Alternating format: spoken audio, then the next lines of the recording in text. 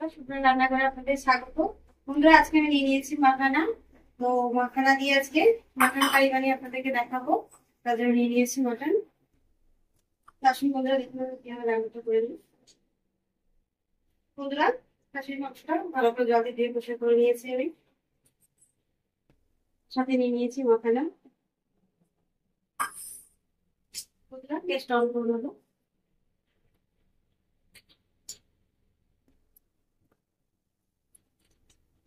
বন্ধুরা, কড়া বসিয়ে দিয়েছি, কড়া গরম হচ্ছে। বন্ধুরা, মাখানার ভীষণই গুণ। আপনারা যারা জানেন তারা জানেনই, আর যারা জানেন না তাদেরকে বলে দিই। বন্ধুরা, মাখানা ভীষণই উপকার আমাদের শরীরের জন্য। অনেক সময় কি হয়, বাড়িতে অনেক বয়স্ক মানুষ থাকলে ওদের পায়ে ব্যথা, হাঁটুতে ব্যথা হয়।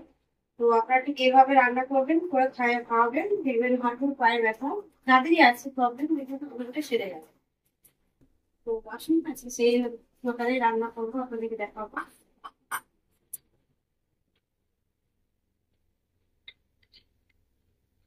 এবার কড়া গরম হয়ে গেছে, কড়ার মধ্যে দিয়ে দেবো ঘি। আমি দিয়ে দিয়েছি 2 চামচ মতো ঘি। মাখানা যখনই ভাজবেন আপনারা ঘি দিয়ে ভাজবেন।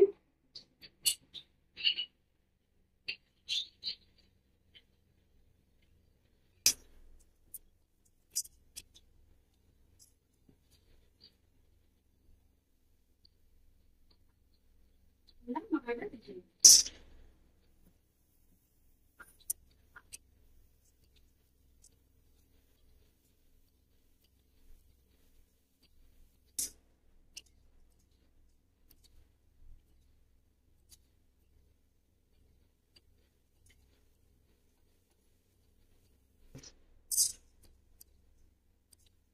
একটু হালকা লালচে করে ভেজে নেবো।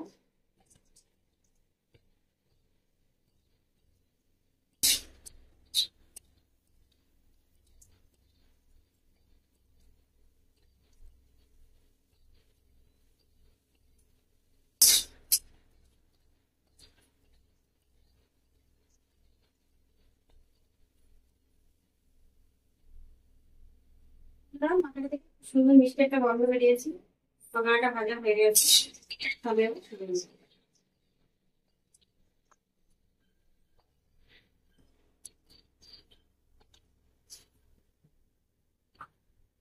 মাখানাটা ভাজা হয়ে গেছে, বাটির মধ্যে তুলে নিয়েছি। আমরা কড়ার মধ্যে দিয়ে দেবো ঘি। দিয়ে দিচ্ছি 1/2 চামচ মতো ঘি।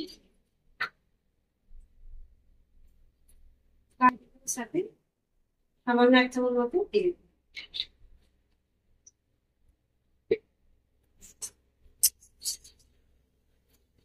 ভালো করে তেল আর ঘি গরম করে নেবো।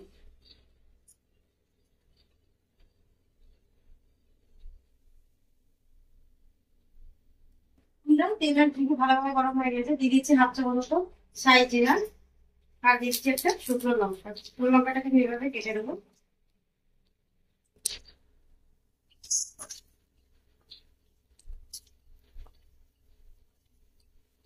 কিংবা কোনো দিকে খুব সুন্দর গন্ধ মিশিয়ে একটা মিষ্টি আমি এর মধ্যে দিয়ে দেবো। তো মেয়েটাকে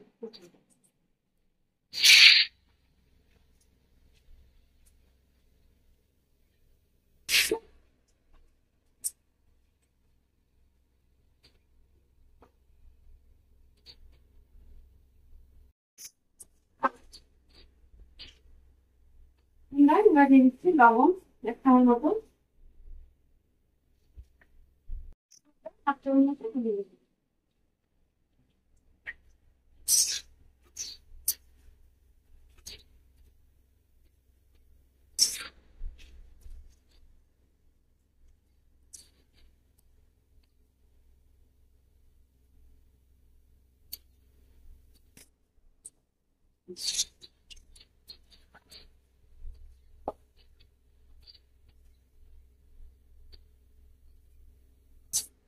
ভালো করে ভেজে নেবো।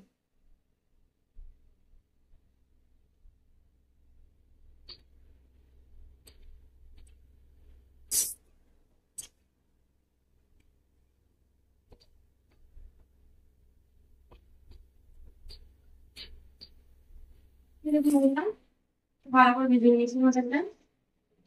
এবার আমি তুলে নিচ্ছি।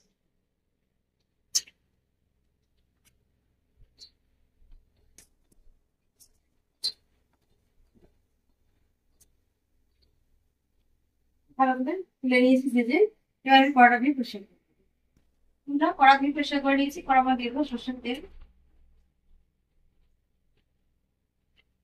তেল খুব ভালো করে গরম করে নেবো। বন্ধুরা তেল খুব ভালোভাবে গরম হয়ে গেছে, তেলের মধ্যে দিয়ে দেবো কেটে রাখা পেঁয়াজ দিচ্ছি।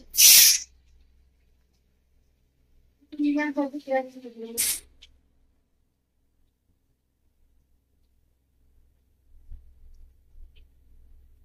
আর নিয়ে নিতে একটু টমেটো। টমেটো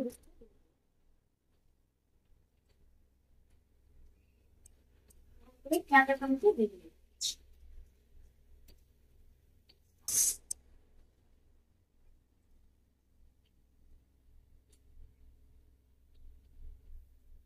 পেঁয়াজটা ভাজা হচ্ছে, তখন মশলাটা বেটে নেবো। নিয়েছি একটা শুকনো লঙ্কা, কালো মরিচ, আর নিয়েছি আদা রসুন। খুব ভালো করে বেটে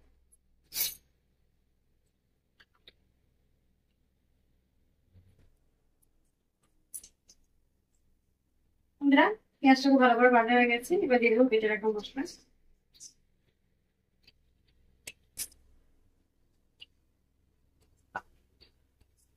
খুব ভালো করে কষিয়ে নিলাম। ততক্ষণ না আদা রসুনের কাঁচা গন্ধ চলে যাচ্ছে।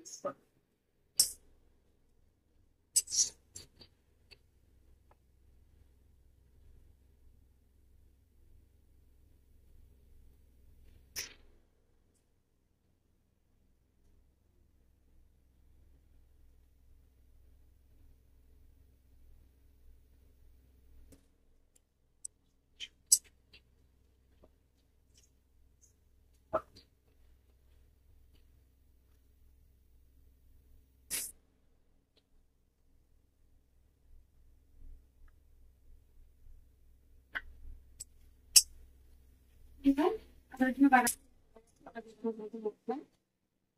মশলা তেমন মতো ধুয়ে দেবো। তেমন মতো আর দিয়েছি একটু বলতে কাশ্মীরি লঙ্কা গুঁড়ো।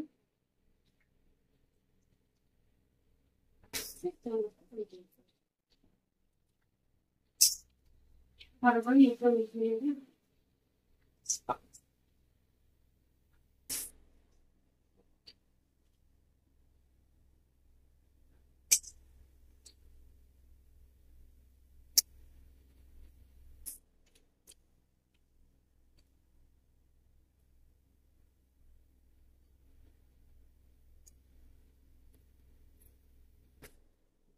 মশলা খুব ভালোভাবে কষিয়ে নিয়েছি, এবার দিয়ে দিচ্ছি জল।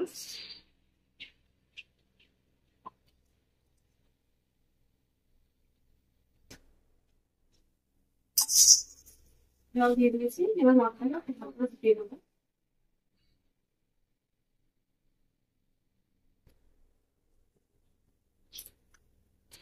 মশলাটা খুব ভালো করে ফুটে গেছে, মশলা থেকে তেল ছেড়ে দিয়েছি।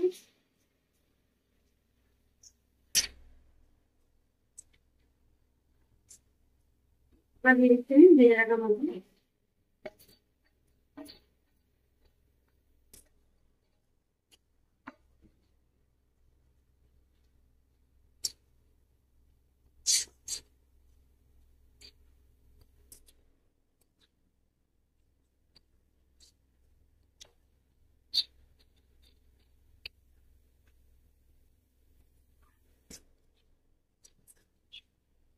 ভালো করে কষিয়ে নেবো।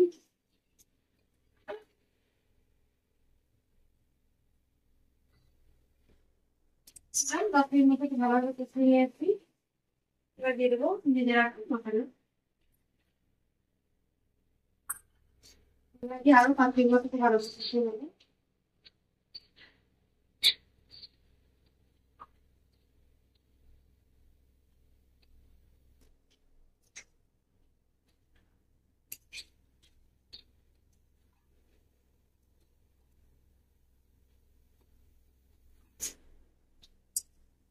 খুব ভালোভাবে কষিয়ে নিয়েছি 5 মিনিট মতো আরো।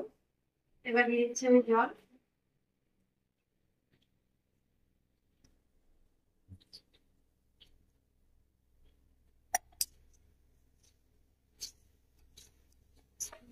ভালোভাবে মিশিয়ে নেবো।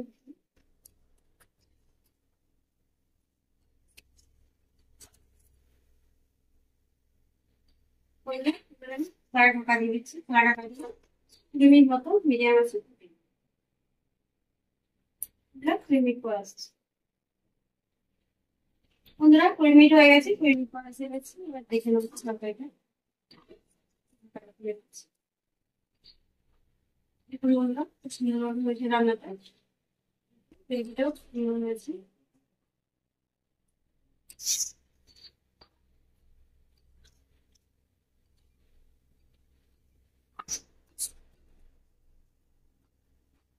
ভালোভাবে সেদ্ধ হয়ে গেছে। বন্ধুরা আগে থেকে আমি ভেজে রেখেছিলাম শুকনো খোলায় মশলা, তো সেই মশলাটা দিয়ে দেবো। তো মশলার মধ্যে আছে বন্ধুরা জিরে, ধনে, শুকনো লঙ্কা, কালো মরিচ, কস্তুরি মেথি। আগে থেকে আমি শুকনো খোলায় ভেজে রেখেছিলাম, এবার দিয়ে দেবো।